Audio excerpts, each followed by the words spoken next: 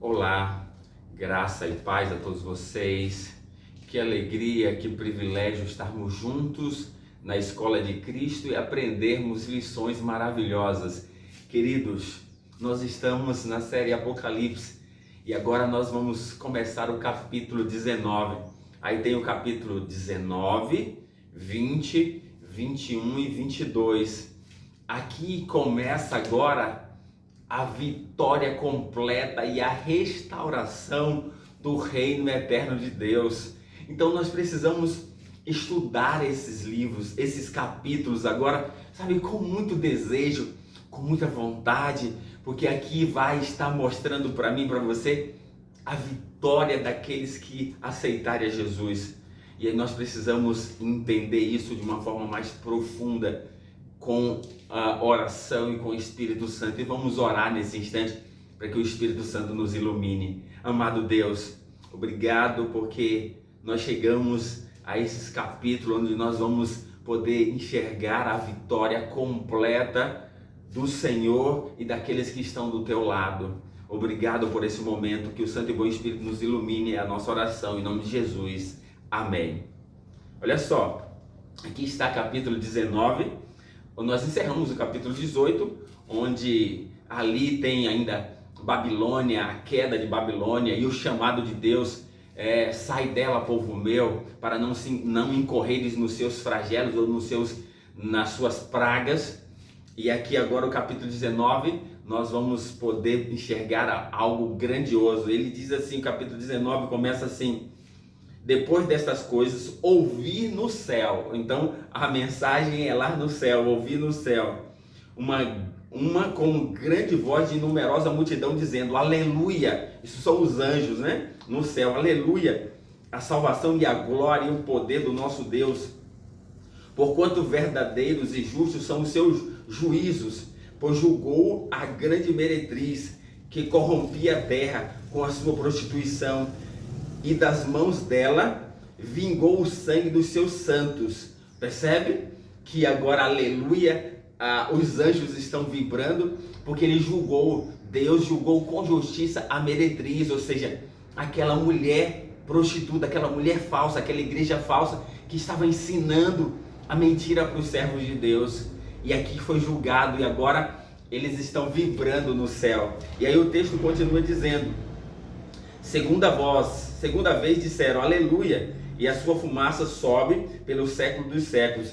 Os 24 anciãos e os 4 seres viventes prostraram-se e adoraram a Deus que se acha sentado no trono, dizendo amém, aleluia. Saiu uma voz do trono exclamando: dai louvores ao nosso Deus, todos os seus servos, os que temei, os pequenos e os grandes. Ou seja, é uma festividade, é um momento de alegria, um momento de festa, de comemoração lá no céu, porque chegou o momento final, tudo foi julgado, tudo foi tomado, a decisão exata, e agora o mal vai ser destruído e a eternidade com a harmonia completa vai ser estabelecida para o universo todo, para o planeta Terra e para os filhos de Deus. Que maravilha!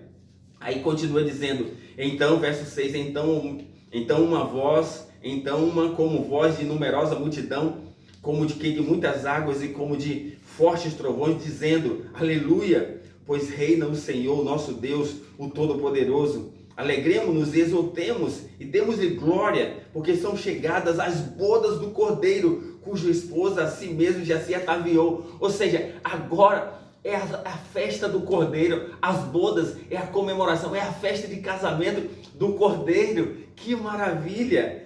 E a sua esposa já se ataviou, já está preparada para esse casamento fantástico.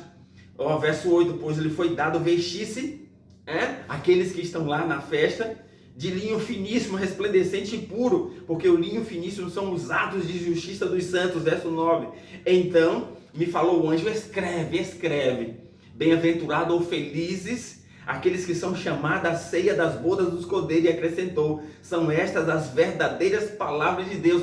Aqui nós observamos que tem uma festa, as bodas do Cordeiro, e felizes são aqueles que são chamados à festa das bodas do Cordeiro. Então aqui nós temos uma ceia, uma festa de casamento. E aqueles que são chamados, que recebem a justiça de Cristo e são vestidos com a sua justiça, que é o linho fino, que representa a justiça, aqueles que são chamados são considerados de felizes. Então eu e você podemos fazer parte desses que estarão lá na festa, nas bodas do Cordeiro, no casamento de Cristo. Que maravilha! Agora o texto continua assim, verso 10. Prostrei-me ante os seus pés. João ficou tão embasbacado, tão feliz, prostrei-me aos seus pés para adorá-lo. Isso ao anjo. Ele, porém, me disse: vê, não faça isso. Sou conservo teu e de teus irmãos, que mantém um testemunho de Jesus. Adore a Deus, pois o testemunho de Jesus é o espírito da profecia. Ou seja, João ficou tão embasbacado, tão, sem sentido, quando era revelado todas aquelas coisas. João prostrou-se para adorar o anjo. O anjo disse: não faça isso. Eu sou conservo teu. Adore a Deus. Queridos, eu e você não podemos prostrar nem diante de um anjo. Imagine de seres humanos. Nós precisamos perceber que só Deus merece a nossa adoração, porque só Ele é Senhor dos céus e da terra, e nós precisamos ter isso em mente, para que a gente possa viver a esperança da eternidade. Essa é a mensagem do céu para nós.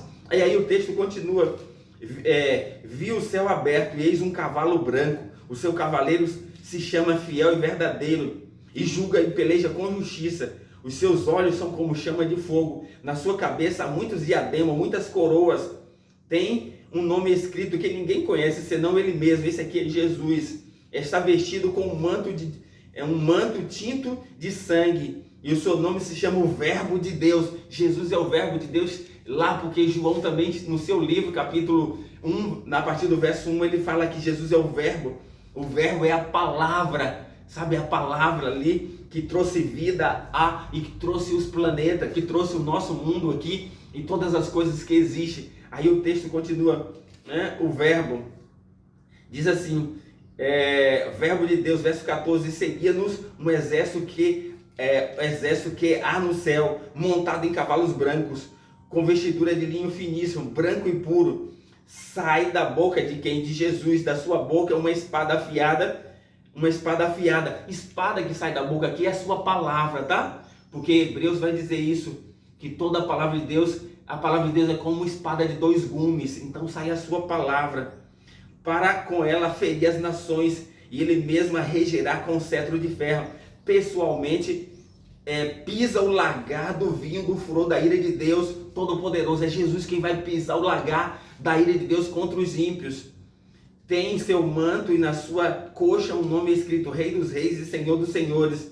Então vi um anjo posto em pé no sol e clamou com grande voz, falando a todas as aves que voam pelo meio do céu: vinde, reuni-vos para a grande ceia de Deus.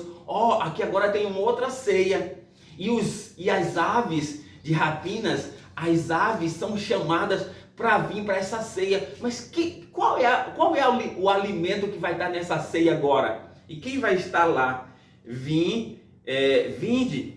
Aí ele diz assim, vinde, reuni-vos para a grande ceia de Deus, verso 18, para que comais carne de reis, carne de comandantes, carne de poderosos, carne de cavalos e seus cavaleiros, carne de todos, quer livres, quer escravos, tanto pequenos quanto grandes. Então aqui está uma outra ceia, uma ceia agora que quem vai se banquetear são as aves de rapina, para comer a carne dos poderosos, dos ricos, mas também dos livres, dos escravos.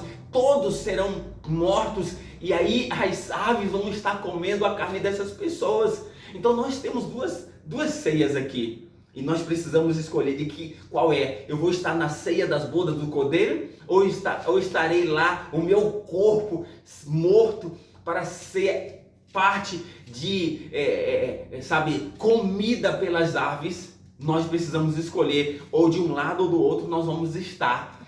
Só tem duas escolhas. Se você escolher a Cristo, aceitar o convite, e você vai participar das ceias das bodas do Cordeiro. Senão você vai ser o alimento das aves de rapinas, que Deus vai convidar para comer a carne desses que rejeitaram a Ele. Porque o próprio Jesus vai pisar o lagar da ira de Deus contra aqueles que não o aceitaram. Esse é o texto bíblico e nós precisamos compreender. Diz o texto ainda aqui, nós lemos, essas palavras são fiéis e verdadeiras. Nós não podemos fugir disso. E aí o texto está concluindo, diz assim, o verso 19: e vi a besta e os reis da terra com os seus exércitos congregado para a peleja contra aquele que está montado no cavalo e contra o seu exército. Mas a besta foi aprisionada com ele, o falso profeta, que com os sinais feitos diante dela, seduziu aqueles que receberam a marca da besta e eram os adoradores da sua imagem.